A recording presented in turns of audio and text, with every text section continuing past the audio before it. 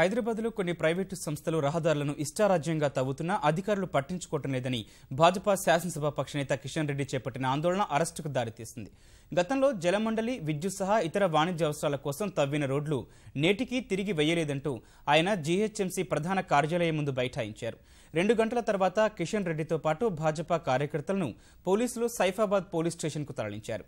అక్కడే నిరసన తెలిపిన కిషన్ రెడ్డి ప్రజా సమస్యలపై ప్రశ్నించేందుకు వెళ్తే అరెస్టు చేయడమేంటని ప్రశ్నించారు.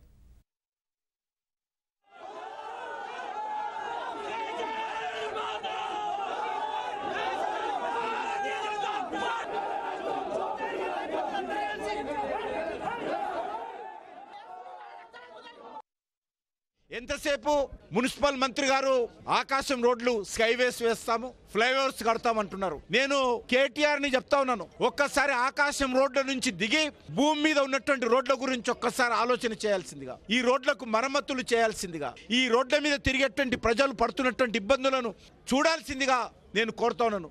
కాలిపోయిన బల్బులు చేంజ్ చేద్దామంటే బల్బులు స్టాక్ లేదని చెప్తా ఉన్నారు, మెటీరియల్ లేదంటా ఉన్నారు. ఈ రోజు ఇటువంటి పరిపాలన కొనసాగిస్తూ ఈ ప్రభుత్వము హైదరాబాద్ ను ఇంటర్నేషనల్ సిటీ చేస్తాము, విశ్వనగరం చేస్తామని చెప్తా ఉన్నారు. ఇది ఎంతవరకు సమంజసమో ఈ రోజు ముఖ్యమంత్రి గారు, మున్సిపల్ శాఖ మంత్రి గారు జవాబు చెప్పాల్సిందిగా డిమాండ్ చేస్తా ఉన్నారు.